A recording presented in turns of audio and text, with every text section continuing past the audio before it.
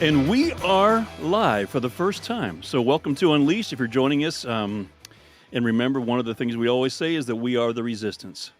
Man, it's good to have you guys here. If you're joining us today, Eric Foley is the man behind doing all the stuff over here, making this go live today.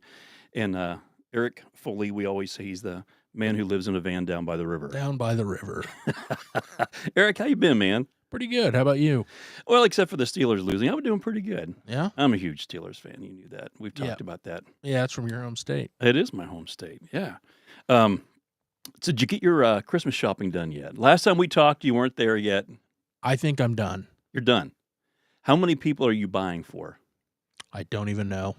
Because your wife does the shopping? Well, it's you think about someone, you buy something else. You think about someone, you buy something else, and it just kind of runs together. But I think it's all the way done. You know, this next weekend coming up is the one I do not want to drive 30 minutes away from my house. It's going to be absolutely nuts because everybody, has been putting off getting the gifts. Yep. And I can, luckily Stacy, she is amazing. She's thinking for months about what to get. And what's really funny is our youngest, we have two Emmas. And so the youngest would be 15, and then the oldest, Emma, would be 26 right now. But the youngest, he puts together these kind of PowerPoint presentations for what she wants for Christmas. It's hilarious. And so she casts it to the television, and we all kind of have to, watch, and she does her whole little thing. And here's my number one priority. If I can't get that, and if it's out of stock, give me number two. Yeah, she's just like your mom like that. Highly organized. Highly organized. I am not that person. I'm not necessarily a last minute person, but I can be close. I'm thinking about it. I love people. I love giving my wife, words of life and encouragement. But sometimes I need to pick up the pace a little bit with putting those things into actions ahead of time rather than, hey, I just had this thought about you. I'm going to go buy you something. It needs to be way ahead of time so she knows there was some planning done.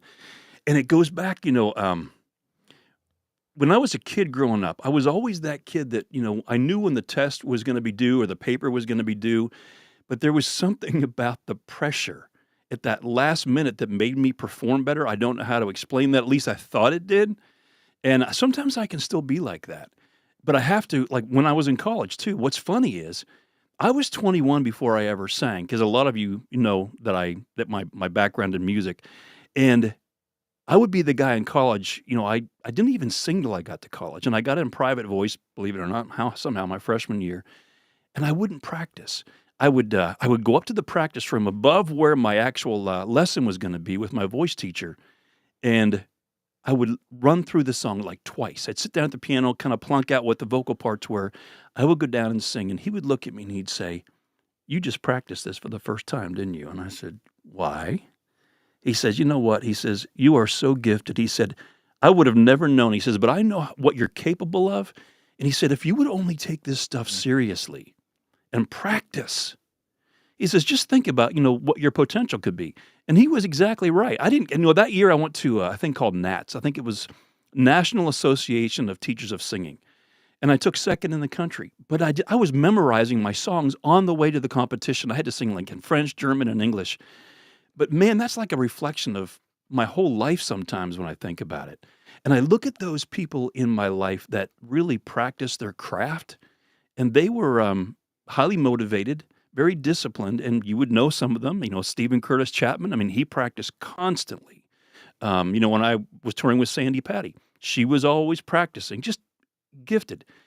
And my wife would say to me sometimes, she'd say, "Babe, if you would just kind of take some of this stuff a little more seriously, when do you," because she doesn't see me, I'm at home working from home all day, "do you practice?" I say, "I do now." But what I do now is totally different because it's not music. It's speaking, it's writing, which is my passion. And she will say to me sometimes, "If you would take date night as serious as you do getting ready for hunting season, just think how wonderful our relationship is great." But she's exactly right. When I think about my passion is the outdoors. I love hunting. I love fishing, love backpacking, all that stuff. But when hunting season is coming around, I've been thinking about it since the day after the last hunting season was over. And I plan it that way. I'm like, I wanna know where the deer were moving this time last year so I know where to move that stand. I wanna know where the food sources and the water and the water sources and the bedding, and because it's a constantly evolving, changing thing for those of you that love the outdoors. But here's kind of where we're headed today. When we find that thing in our life that we are absolutely passionate about, that thing that I always say that we can't not do or we'd be curled up under an underpass somewhere. Um, we've probably just tapped into at least a part of what our purpose is. And someone might say to me, and I made a post about this week. I was talking about when people ask me, how did you ever work, like hunting into your passion, your calling, your purpose? Well, it's kind of how God wired me, because my love and passion for the outdoors, there's a lot of guys and women too that love that stuff. And when I have a chance to go and I speak about this and people have a chance to come and they listen, I not only can take them down the path of how to become better at that art form or craft that they love it, but because I'm building trust, because I'm passionate, because I'm knowledgeable, because I've studied, I've practiced, now when it comes time to talk about my love for the one who made all that stuff and lead others to Christ, they're right there ready to listen. So kind of where we're headed today is, we've got a couple things that can bite us in the backside sometimes if we're not careful. And we're going to talk about what keeps us from practicing, and what is it that makes us tick, that will cause us. It's, yes, discipline absolutely is the thing there. But discovering that thing that we are so passionate about that we can't not do is kind of where we're headed, and then how to become better. So today we have a special guest, one of my dear friends. His name is Kevin Huff. And Kevin, you and I met probably around Goodness. 19, 91, 92. yeah, Yeah, it's been a while. 18, It 1891. feels like it. It does. It's about how old I am. But we didn't see each other again for how many years? No, a good 15. Oh, A easy. good 15. I mean, I'll be 32 years married soon, and this was right before we got married, so probably 22 to 25 years maybe. So Kevin, a let me while. just kind of read his bio just a little bit here. So, and maybe just kind of talk about, Kevin, you're a business coach. I am. Yeah, Yeah. tell us just a little bit kind of your background and. Yeah, it kind of came from being a serial entrepreneur and spending a lot of time in corporate America, and recognizing that, again, in the giftedness space, one thing that God allowed me to do was figure out what a gap was and then help people close that gap.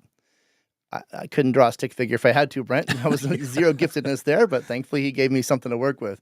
And so over time, I realized I should leave corporate America and start my own firm, which has become now multiple firms, but most recently a company that does a lot of that. We help companies identify what they're trying to achieve and how to get there, because there's this gap that's keeping them from getting there. Yeah. Yeah. So what's really funny is you might remember from a couple of months ago, maybe 3 months ago, I was going back into coaching again. It's summertime, my speaking events always go down. Most events aren't booked in the summer, they're fall and spring. And I was saying, God, what do you want me to do right now because I wanted to make sure that my time is being useful and helping others, because that's my passion. Communication. I love the outdoors, but communicating my passion for the one who made all that is my main passion. And so I was sitting at a Starbucks. I've been a certified coach for many, many years. Coached a lot of people, hundreds of people, probably thousands. And I was sitting there thinking, well, God, should I go back into doing some coaching again? And so I was writing some things down. I'm sitting there and I'm making notes. And I was ready to leave. And God said, I want you to stay here 10 more minutes. And I said, why? Why 10? He says, just stay 10 more minutes. Kevin walks through the door. Yep. And I said, dude, man, we haven't seen each other. He sits down and I said, so tell me what you do. And he says, well, I do a lot of the executive business coaching. And I said, okay, this is getting weird now. Yeah. And that's kind of how we reconnected. And it was like God said, stay here, because yes, I'm going to affirm that coaching is part of what I do. I'm calling you to do because you're helping others, which again, our purpose is really designed for helping people. That's why, God gives us these things. But it turned into so much more than that. And that's why, with Kevin being here today. Now, what's interesting is Kevin and I connected or reconnected, I should say, through a mutual friend, Kevin Fair, who lives out in Colorado. Kevin, I think I might have told you this. I'm hunting out there probably about 8 or 9 years ago. And I'm texting Kevin Fair. Well, I knew he lived in Colorado, but he's not going to be way out in the middle of nowhere where I am. And then I'm telling him, he says, so where are you? And said, well, I'm way back this road, an hour back here in the middle of nowhere. And I said, I'm at the base of a mountain in this little hen-built cabin. And he said, I think I might be looking at that. And I said, what? So he says, do you have a green roof? And I went, no way. He goes, yeah. He says, I've got my binoculars. I said, so where are you? So he says, look at the mountain straight across from you, probably like 12, 15 miles as the crow flies. He was on a sheep hunt up on the side of that hill. He says, look, and you can see with these two, there's a V shape in the middle of the mountain. He says, I'm there at a spike camp right now. And he goes, and I'm looking across here and I see you. Just a bit out of his range, though. He could put a round through your mailbox. I don't know. Kevin's a pretty good shot, but 12 miles is a little bit of a distance. How did you guys get connected? Church. Back in my younger college days, he was right there before he headed out to Desert Storm. We got to know each other from the church. I played tennis with his dad, of all things, and then got to know Kev, and we went fishing, hunting together, have some crazy stories. Well, one crazy story, but yeah, great guy. Love him to death. Phenomenal wife. Got to know her as well before they ever even knew each other. She was part of our sort of youth and singing. We were on a singing tour group together, and yeah. Man, it's a small world. Dude. It is a very small world. Small world, but I wouldn't want to paint it. Well, then, Brent, what happened maybe 5 years later, so maybe around 5 years ago now. Well, when did your Roar Within come out? Oh, let me think. The book, The Roar Within, came out in, what year was COVID? Was that 2020? Right. It came out in 2021, I think. A little after. Okay. Well, around 2021 then, I was running Cornerstone Pastors Network, and I had reached out to you and said, hey, I need a guest on our live live stream. And you hopped in, and you were a great guest. And then I also brought my brother-in-law out. We sat down together That's right. Your Panera Bread. That's Panera Bread. Brent Henderson's Panera Bread here in Anderson, Indiana. So Kevin and I are working on a new book. And, I usually write together, but this time God said, I'm going to give you that person alongside you that's going to help sharpen you. And Kevin is incredibly smart. Where's he at? I know. Where'd he go? Where'd who go? What movie is that from? Oh, gosh. That's Top Gun. It is Top Gun. I feel the need. So anyhow, now I just lost my place. I'm thinking Top Gun. Focus. I'm here to help keep you sharper. That's what it was. Got you. But that's exactly where I was going, because I'm that squirrel guy, right? Because we were working on this new book this morning, and I was telling him that I always used to write it at Panera Bread. That's where I wrote my last couple of books. And I said I was so focused. Oh, yeah. And I was there, I would go 4 hours a day. And the next thing I know, I just tap on my shoulder, and it's these two police officers. And I'm like, what did I do here? And maybe I'm loitering or something. And he said, we need you. They said, you've been sitting here for like 4 hours. Can you give us details about the accident? And I said, what accident? He says, the one right here in the parking lot outside the window, right by your window. I said, what? He goes, yeah, some guy slid in here, hit a vehicle, stuff like was up on this truck or trailer, all came crashing down. And I said, I never heard it. He's like, how could you not? That's focus. So in this new book, what we're talking right about, outside your window. You're sitting next to the window. I mean, it was probably 25 feet away. It was that close. Do you wear headphones when you're writing? No, I wasn't. Wow, that was focused. No, but if that had been a deer, I'd have known it was coming from you smelled it through the window. Right. But so the whole thing, this new book is called Unleashed, which is the name of the podcast, ironically. And we kind of came back to this whole thing about purpose. We have this shared vision of seeing people equipped to do what God made them to do. Yep. So let me see where we can even kind of get this thing started here, because one of the things that he and I have in common is we're self-employed, basically. Correct. And so you spend a lot of time working from home? Yeah. What's that like? I mean, I have an office space, as you well know. I didn't for a while. I worked from home. I struggle with that because that's where I'm a distracted guy. I am not distracted at the office. I can get very focused.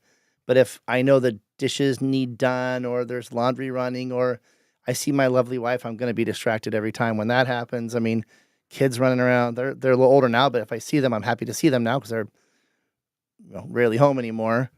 Yeah, I get distracted at home, so I Yeah. hate it. It's, when Stacy gets home, I'm always like, "Hey," like on a Monday, "Like, let me tell you about the podcast." And she's like, "How about saying hello?" I You know, I know? know. And I'm We're like, still in "Oh, our working mind, yeah, and I don't like that at home. I'll do it, yeah." but I much prefer my own quiet space. That's one of the hard things I think from working from home is because you're not talking to people all day long, and it's real easy to get distracted. What happened with the Steelers game last night? Well, let me check that out real quick, and see if I can pull up a YouTube video on Yeah. it. And the next thing you know, you've disengaged from what you were working on, and then it takes time to kind of re-engage again to get back to where you were. That's right. So anyhow, so let me just kind of move forward here into where we were going to be talking about this book. And what we really want to be able to see this new Unleashed book, and it's basically about you being able to discover your purpose and then being able to live that out the way that God designed it to be for you. And so when he put us together and we began to look at this whole thing, we were thinking, well, do we want to do it like with are there certain points we want to hit? I mean, Kevin's the master at having these little, what do you call I those? don't know. Acronyms? Acronyms, Frameworks? yeah, frameworks. And what's the one you had that we were talking about today? Grip. Grip.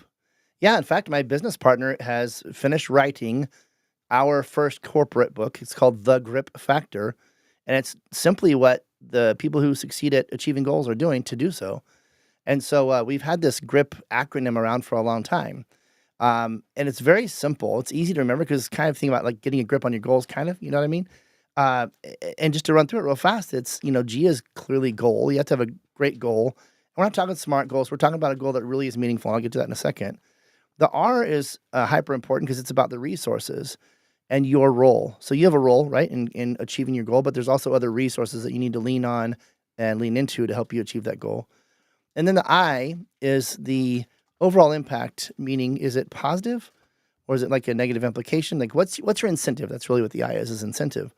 And then P is plan. But what's funny, Brent, is I'd love for that thing to be in order, but if it was in order, it would spell GURP, and GURP is GURP is no good. So, but I say to someone like, "What's your goal?" And they go, "Oh, I want to lose weight." Okay, what's your incentive for that? I just want to be in better shape. They're going to drop that goal by Quitter's Day, which is the second Friday in January. You know, so we got to help them get focused on what their real incentive is, and that's what GRIP does. Is it helps you figure out what's meaningful to me, what matters most, and then once I know what matters most, I can rebuild my goal to help me actually achieve it. So that's kind of the GRIP factor piece, and I love that acronym because it really fits into what we're talking about here, which is and what caught my eye, which was this pyramid you introduced me to. We've expanded it a little bit since then. But this pyramid idea of I don't want to steal your thunder, but planned and purpose and passion, et cetera. And the idea that to really achieve that stuff, especially when you get down to the practicing component and the prioritization stuff, you really need a plan to achieve that stuff, right? You need to, but no, a plan without any actual incentive is going to fail. Yep. Yeah. So we were going down through this. I work with men, all the time, and I speak to men all the time. That's my primary purpose is really communicating to men. And again, it's been neat because I do see a lot of men, women, families, everything coming to the events. But the way God wired me, it really is to speak that. I don't know whether it's just that masculine tone or encouraging. I get constant emails or texts, after these podcasts from guys.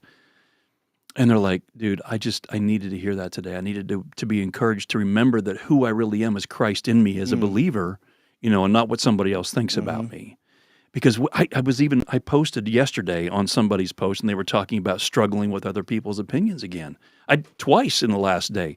One was with the Christian Bowhunters of America. Somebody was on there talking about, he had gone through a divorce a number of years ago, and he's still almost like the outcast. And, unfortunately, we see that to be true so much because people, for whatever reason, they don't understand their one true identity. And if you're tuning in for the first time today, watching us live, let me just kind of say something really quick. When you go back to Romans 3:22, it says, this righteousness from God comes through faith in Christ Jesus to all who believe. To all who believe. You go back to Psalm 103, it says he's cast our sin as far as the east is from the west. You go to Hebrews, he remembers them no more. And people forget that their one true identity, God never identifies you by your sin. He doesn't. You are his beloved. And if it's true that he's cast your sin as far as the east is from the west for a believer, He's saying, what sin? What are you Mhm. talking about? And so I think that's one of the beautiful things we want to do with this new book, just like I communicate through the Unleashed podcast, is that you were planned by God. And because you have sin like all of us do, it didn't cancel out your purpose. You still have those. And let me just kind of run through them. I mean, let's talk through these. Let me kind of give an Yeah. outline. Yeah.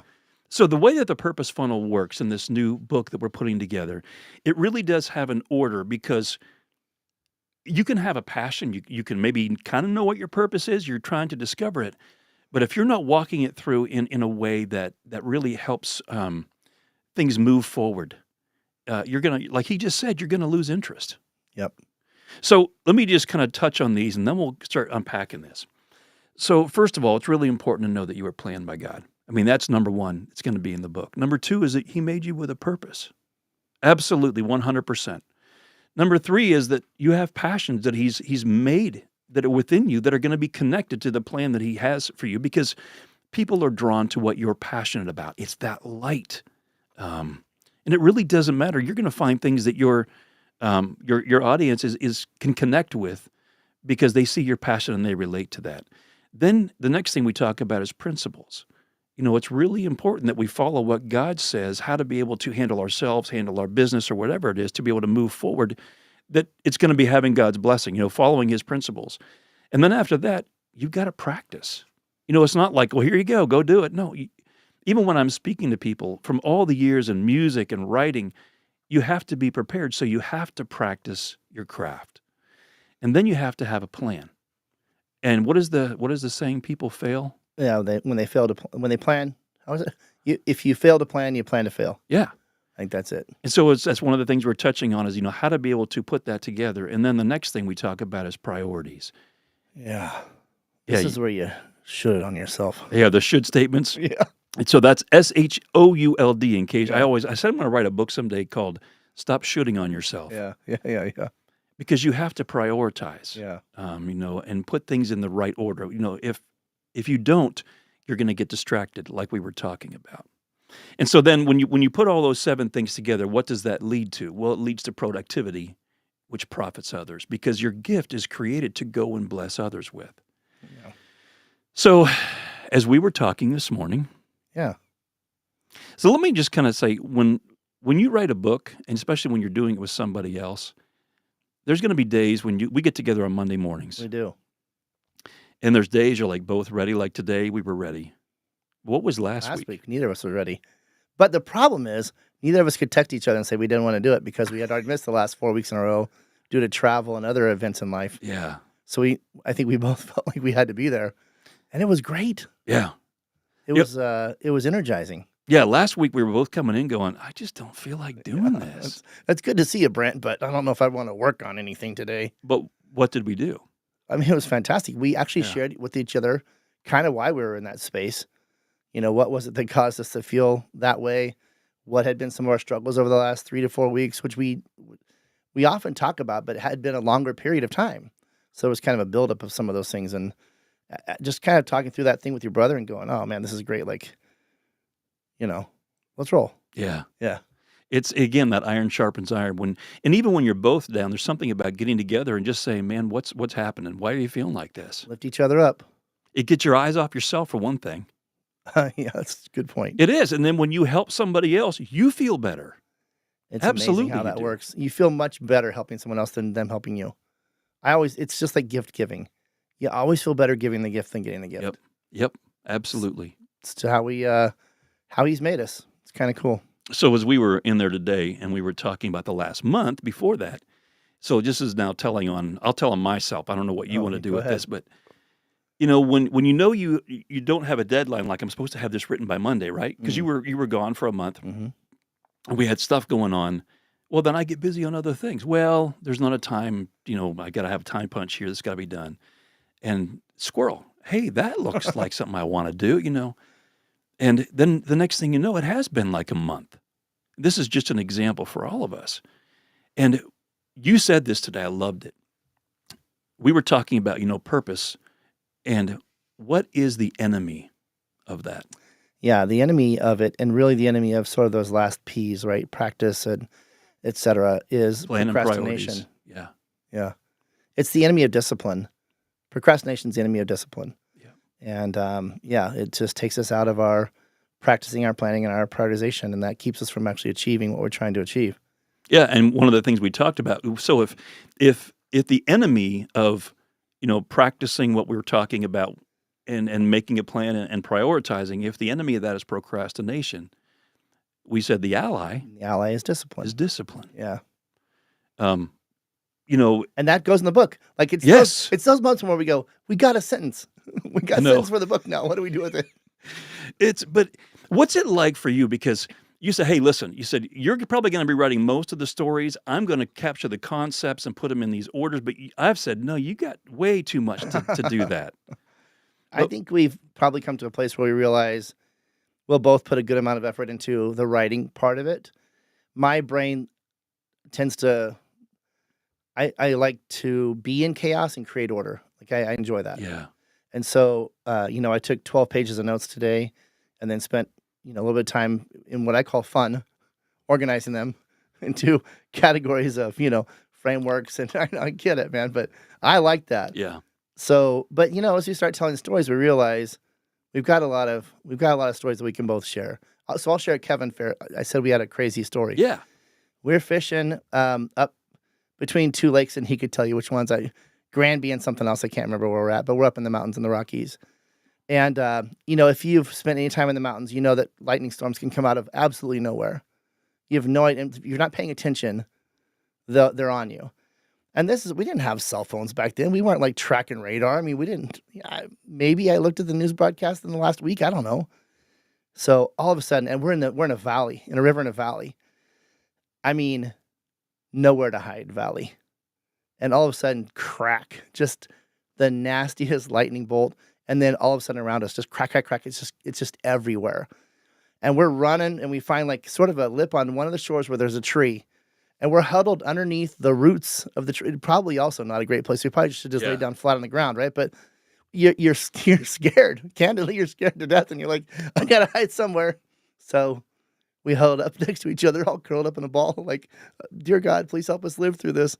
Told each other our deepest, darkest secrets in that moment, and said, if I live through this and you don't, then I'll tell your stories. And if you don't, then you tell my stories. And it was crazy.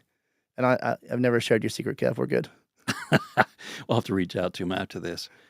And we were talking today, too, about, when you're with that person up in the mountains, even though you have these storms, there's a trust. It's like, okay, I know I got somebody with me.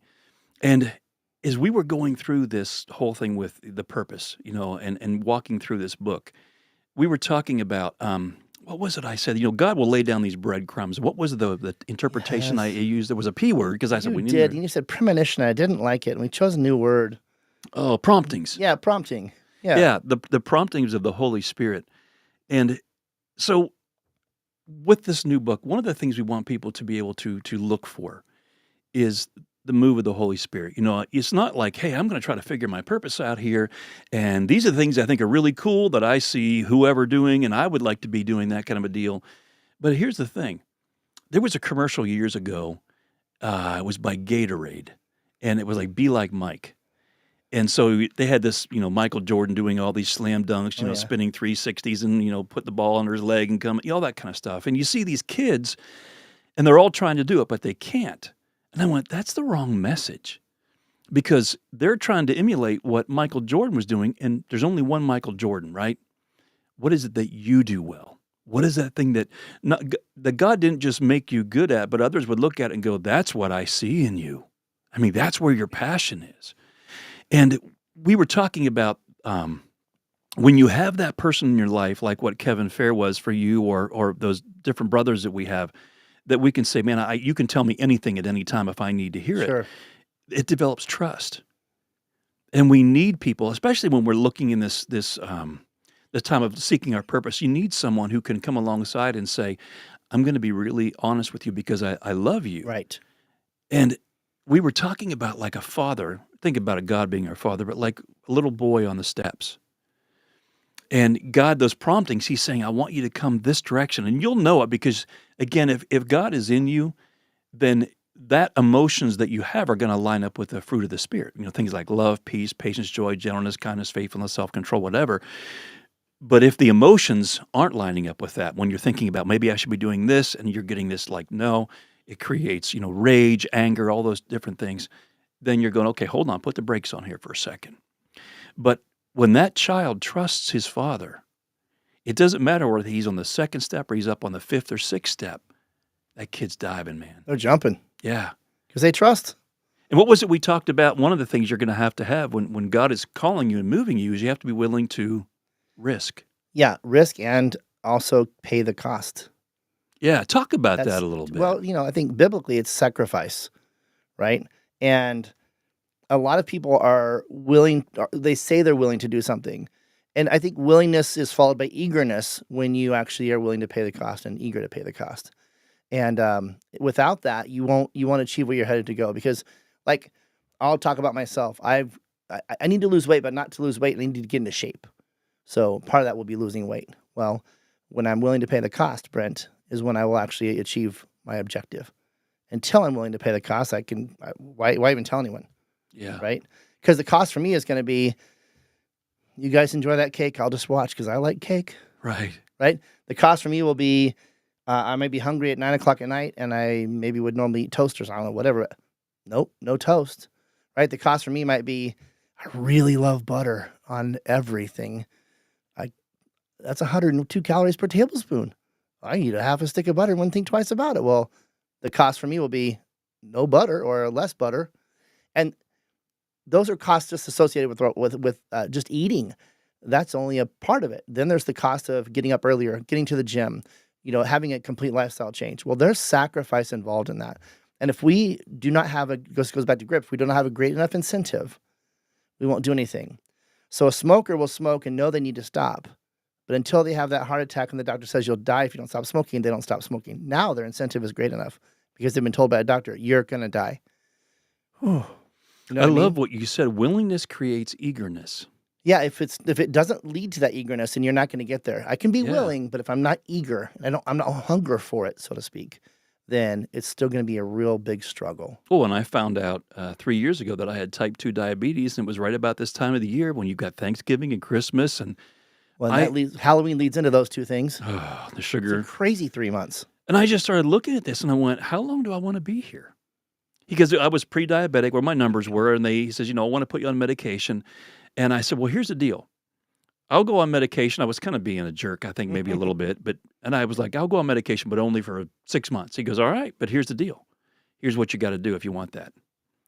And my family it's a genetic thing in my family because I exercise almost every single day. So it was a genetic deal that I was born with this stuff, whatever, but I could do better with it.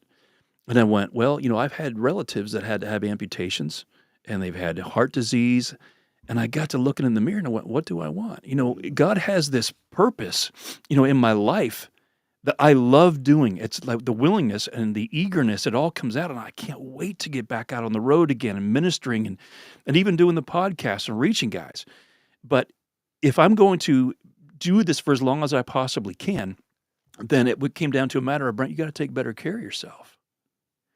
And so you think about that, body, soul, spirit. That's one of the things that I talk about a lot when I absolutely. speak.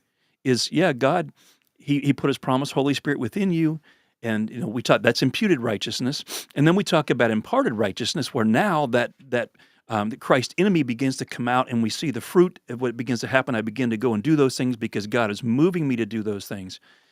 But I have that responsibility too in this temple of God that He's given me to take care of that. And so you can even include that, I think, in this whole list. Yeah, no question about it. We have a P word for that? Physical activity. I don't know. I don't know. Yeah, probably. We'll come up with something. Yeah. Hey, so there was something that you were talking about. Like we talked about how procrastination is a slow death. Yeah, it's And to you our had own a s- detriment. You had a story. That's correct. And the interesting thing about the story is I love it. So true or not, I still think this is a great story. There is some question as to whether this is really true or not, and I have not verified it. But I'm going to share the story because it's great either way. The story goes that every night in Alaska, The native Inuit goes to bed hoping that he's done what he needs to do to protect his livestock, because every night in Alaska, the wolf comes out looking for his next meal. And so what the Alaska Native does is he'll take the big knife, right? You got a big knife with you. I do. Let me flash kind that of on give you an this- idea. So flash it on the screen for us real quick. you had told me this story, Yeah. and I was like, "No, I've got a knife. All right, now this is a not knife. This is a knife. Look at this baby." It's gorgeous too. I'm right in the middle of a story and we're showing off a knife because this is us. I know. When I came in, I said to Eric, am I even allowed to bring this thing in here? But and it's sharp. So this will kind of give you a little bit of an idea of maybe what So he's just talking hold that about. for me for just a minute. So imagine then that the Inuit will take the fat of an animal and he'll wrap it around that knife, and then he'll dip the knife in the blood of the animal, and then freeze it, and then dip it and freeze it and dip it and freeze it a few times, kind of like making a big blood sickle, a big knife blood sickle out of it. Then he'll jam it in the ground, and he goes to bed because he knows he's done what he needs to do to protect his livestock. So what happens is when that wolf comes out, the keen sense of smell that wolf has picks up on that blood and that fat, and it finds that knife. It doesn't know it's a knife, right? Right. And it starts licking it. And it licks it until it gets to what it really wants, Brent, which is not the frozen blood, which is not the fat, but it's the warm blood that drives the wolf crazy, and he'll devour that knife because it's his own blood. Yeah. It's his own blood. Yeah, one cut at a time, he's killing himself. Yeah, so he's doing this whole thing, what he thinks is the right thing to do, right? He's being driven to feed. He's found what he believes is his food. He's doing what he thinks is the right thing to his own detriment. And that's what a lot of us do when we don't understand the proper approach to many things. We'll do things to our own detriment. You shared a story about a bear that dug a hole. Oh, yeah. We were talking about that today. Also up in Alaska, right? Well, so I'm going up in Crow Pass. It's outside of Girdwood, Alaska, and it's several miles up the hill. But when you get to this old abandoned gold mine, just to the left of this gold mine, there was a hole. It was like 6 foot deep by 6 foot, around circumference. And I was like, "What is it?" And then we began to look, and you see the bear claws where he was digging this. He took out probably 2,000 pounds of dirt to get a 2-pound ground squirrel. And you think about how much time and distraction, Yeah. to get something that small. But when I was thinking about this knife thing and about licking that thing one lick at a time and slowly killing ourselves, that's what we do when we don't have focus, when we're not prioritizing, when we don't have a plan, when we don't know what our purpose is, when we're not practicing our craft. Right. We're literally, well, what am I supposed to do today, Yeah. Nick?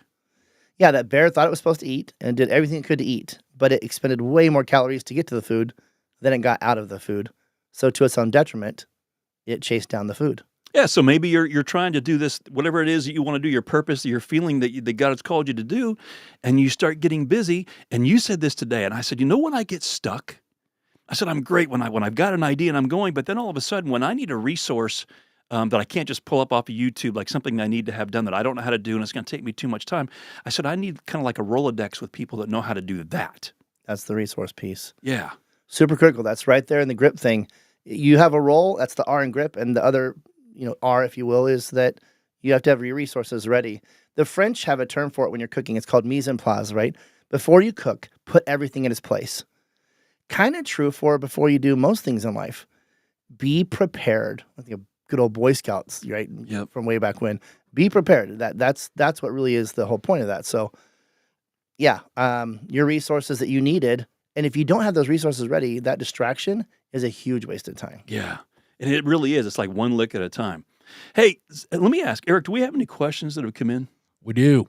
What we got? This is from Lewis. Okay. Lewis wants to know, how do we know what we're doing is the thing we're supposed to do and not the thing that is actually the thing that is our deterrent? Yeah. To our own detriment? To our own detriment. Okay. Yeah, that was one of we had talked about a little bit earlier is what burns, and by the way, hey, Lewis, what is it that burns inside you? That thing that, like, what was the thing, was it Willing and eager. willing and eager? Yeah, like I'm willing to do certain things, but when I'm eager to do them, I know I'm all in. Yeah. Right? I'm willing to pay the cost at that point in time. Yeah. So I think that's a good way to look at it. But, also, if you feel like you're spinning your wheels, it's probably not the right thing. If you don't feel like you're gaining any traction, you don't feel like there's any forward movement, or support in getting you to a forward movement. People even pushing your car if you're currently spinning your wheels, right? Right. If you don't have any of that, it might be the wrong thing, or it Yeah. might be the wrong approach to the right thing. Yeah. And, sometimes people will ask the same thing too. Well, is a calling in purpose or my job, is it the same thing? Do I have a job over here, but yet this is my purpose over here? What are your thoughts on that? I think it's a great question. And, Lewis, I don't know your age and or your generation, but I find that when we look at the millennial generation and the Gen Z generation, these groups have begun to really understand that they can do what they love to do. They can do what their passion is. Now, if they feel called in an area, is that their passion? Not necessarily. But if it's God's calling, we'll be equipped to make it happen. Yeah. Right? We still won't be spinning our wheels. If it's really his calling, he'll equip us to make it happen, whether it's the people around us or otherwise. But what I love about these generations is they've recognized that they don't have to have a job anymore. They can now do what fuels them. And I think we can learn a lot from that type of thinking. What was the quote John Eldridge had in Wild at Heart? When you're looking for what to do, it's do what makes you come alive, because the world needs to see men who have come alive. God, when he puts you here, what is it, John 10:10? The enemy has come to kill, steal, and destroy.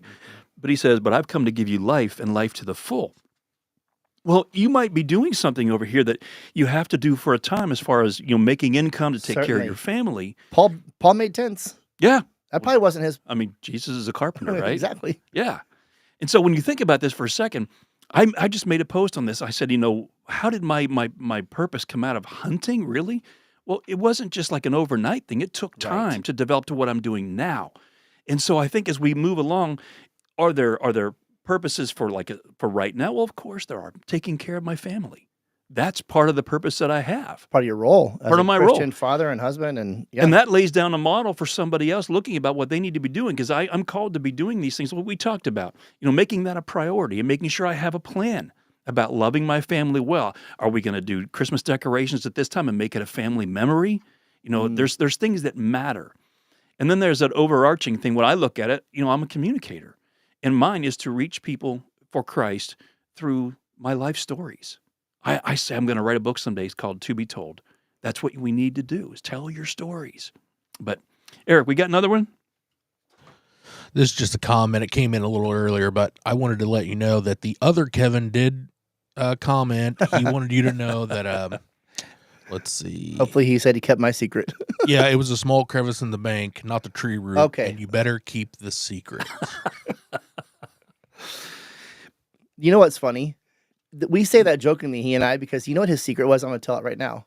And he knows it's not a big deal if I tell it. His secret was, tell Sherilyn I love her with everything in me.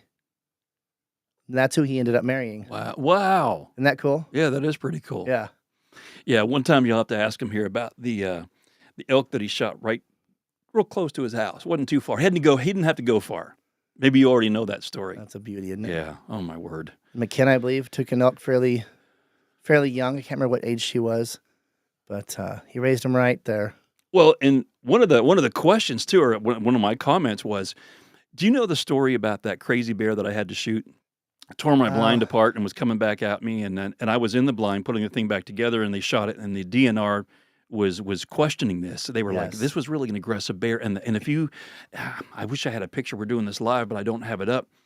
But I've told the story on here before. It was the craziest looking bear you've ever seen. It had the fur almost of a brown bear, or a grizz, but the face of the head was more like a black. And they were saying that they were having some crossbreeding things that were going on. They were curious about if this could be one of those. And I think it's Kevin's daughter is like a biologist or something. And we were talking about this. Maybe they could be doing some testing, and maybe Kevin, you can message me that later. But so looking back over, when you think about what we're doing with this whole thing, planned, purpose, passion, principles, practice, plan, priorities, is there any one of those things that you've come in contact with people that go, that's probably my biggest struggle? I honestly think it's the Third one, and that's passion. And that's actually kind of goes back to the question that Lewis asked. I think what we see here, I shouldn't say I think, I know what we see here is this. That's the first place that we begin to, I'm going to call it lose hope. Uh, I think it's clear that we are planned by God. Anyone that's a Christian, anyone that spends any time in the Word, can see that we're planned by God for a purpose.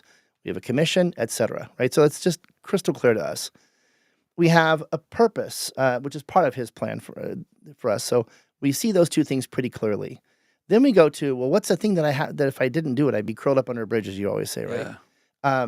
I mean, even I struggle with that. I'm like, I don't know if I'd be curled up under a bridge if I didn't do what I did today. I'm sure I'd find something else that was fun, but I have a lot of interests. So I struggle with that even. Yeah. But when you get a hold of something, it doesn't have to be a single passion, right? It's passions plural. Yes. When you get a hold of something or some things in there that you love to do, I mean, beyond my family, I love pickleball. It is a huge passion for me. I'd love to be paid $1 million a year to just do pickleball stuff, or $20,000 a year. I'm just saying I would love to be paid to do pickleball. I mean, I'm not, but it's a passion of mine. But that's the first place where kind of like that lie comes in, right? That passion killer lie, Mm-hmm. which you see all the time. That's my performance plus others' opinions equals my self-worth. And that is a lie The straight big from hell, lie. Yep. right? So the evil one wants us to think that that's the truth, and it's a lie. And that's the first place it begins to erode this pyramid, right? The evil one can't take away what God's planned for us or His purpose for us. He can't do anything there at all. But when we get introduced into the story, and because it's now our passion, Yes. he can begin to erode that. And so for me, I think that's probably, may not be the primary place, but I think it's the most important place that we need to watch for. Well, and when I think about my passions, I can look at a lot of different things that I love to do. Like I said, I love to hunt. I love to fish. I love to backpack. I love speaking at events. But all those things work together. And that's, what's the verse of Romans 8:28? All things work together. Yeah. But Really good, yep. and for those who love the Lord. And so God knows your passions. He knows He's giving you your gifts. He's giving you your talents. Like when Kevin was talking about that willingness leads to, or is it eagerness? Willingness has to have eagerness with it. Yeah. Like you have to be willing and eager. Because again, you might be willing to cross the river, but you also might procrastinate. Yeah. When you're eager, you're like, let's go. And you just get across that river. And you know what? And with Lewis, coming back too with that whole thing with what am I supposed to be doing? One of the things that I think is really important to do, and we were talking about the promptings of the Holy Spirit, is really pay attention to what God's doing, and not just today, but where has He been shaping you? What has He Yeah. been teaching you? Where do you see your story having an impact on others' lives? Because you were put here at this time, this place, for God's purposes, and. It was at Rick Warren with The Purpose-Driven Life. He starts the book off with saying, it's not about you. And I understand what he was saying there. It's about God. But I want to add to it, and I want to kind of bring it back and say, well, partly when you want to look at it, it's about you right now, because this is your life. You're listening to this. And so you have to say, so God does have this purpose for me. So that is about you. But you have to look to see who you are in Christ to be able to listen. We talk about the Holy Spirit. You cannot walk into your passion unless you're really willing and able to do what God is calling you to do. So it's Yeah. going to, we talked about cost today. Yeah. You have to walk in the Spirit first. Yeah. Yeah. And it's a teamwork thing. It's not God or me. It's God and me and God in me, right? It's a total teamwork thing. It's just that when you look at the pyramid, those first two layers are directed by God. The next one He gives us direction in, or a passion toward, if you will. Yeah. And then the rest of it, as we're building it out, it's still on us to be within His word in doing those things, right? If I'm planning, if I'm prioritizing, if I'm practicing, those things all still need to be done, while I'm in His word and in His will. But I have freedom there too. And so as we kind of get toward the end of this, I wanted to bring it back. And you and I this morning, when I was talking about that big bear hole that was in Alaska up in Crow Pass, I briefly touched on this a couple minutes ago, was we walked by an old gold mining operation, and because this bear hole was right next to that. But there was this big, like a big funnel box. Yeah. And they would take all that. That's kind of like when you think about this funnel, all these ingredients, at the very end, it creates productivity, but the goal is to profit others. And so when you think about everything they were putting in that big, I forget what was the name I of think that. it's called a trommel. Yeah. Yeah. And so they put everything in that, and it would sift, and they would go down through all these other shaker boxes, but eventually it was to get the gold. Well, the gold is to profit others. It is. So we take all these things, and when you put these all together in the right way, then that's what you're going to see. But there were two things with this box, because there would be so much weight they would put in. It couldn't just be this funnel. It had to have a being support. held up, right? It had to be held up. Yeah. What were the two things we... Yeah. I think our funnel that we've designed, that you've designed, that I've just maybe helped color a little bit, has these legs also that are supporting it, and it's prayer and promise. God's promise for us, his faithfulness to us, and our prayer, interceding on behalf of ourselves and others around us for, I think those two things are really probably holding this funnel in place. And I think when you know God, because you're spending time talking to him, that day that I saw you at Starbucks, I got home, and it was the very next morning. I got down on my knees in my office, and I said, God, do you want me to do coaching again for a time, or is that going to be? And I'm not kidding. I picked up my phone, and I unlocked whatever, and the first thing that came in, it said, "Unleash your inner coach." I didn't search for that. What's my podcast? Unleashed, right? Right. We talked about coaching there at Starbucks, and the funny thing is, I was there to coach a lady who is a president at a local facility, and I just said, "Hey, you can wait, right?" I mean, she was totally cool with it. My wife was with us, so and they have a good relationship. They were just chatting for a while, but I was literally there to do some coaching. But that's what I'm talking. When you have that prayer language, because you're the Holy Spirit's within you, and so when you have that one leg where you're going, okay, I have prayer, I have that language with my Father. So guess what? When you spend time talking to any father, your earthly father or whatever, you know his voice. So now, when you know his voice and you talk about, so that's one of the legs holding up this funnel, and the other one being, what was the other one? Promises. Yeah. The promises of God. When you can look back over your life and you can see the promises of God, how he's been true, and you're talking about, well, what am I supposed to be doing? How do I take the next step? Get on that first step and see if your Father is standing there. Second step, third step. Once you get to know your Father and his promises are true, there's no telling how high you're going to be able to go up on that step, because you know he's going to catch you no matter what. So, Kevin, man, thanks. Thank you, Brent. Quite an honor. Yeah, for being here. I can't wait to get this book done. It's going to be called Unleashed. Yes. Make sure to give us a like on here. You can subscribe to the channel. This time of the year, it really does help the end of the year giving. You can go to the Unleashed Men page, and under the About, you'll see a donate link where you can be able to give to this ministry so we can keep things going. But let me just kind of end today like I always do, because I want to encourage you guys out there. Maybe the whole big lie has kind of bit you in the backside that my performance plus others' opinions equals my self-worth. It's a lie from the pit of hell. You have everything you are ever going to need to be able to fulfill the purpose that God has for you. Lean into him. Stop listening to others. Because when a man knows who he is in Christ, that he's been created in the image of the living God, when he is no longer held captive by the opinions of others or cares whether he lives or dies, that man is now extremely dangerous because he's been unleashed. Yep. It's good to be with you guys, and we will see you next time. Thanks, buddy. You bet.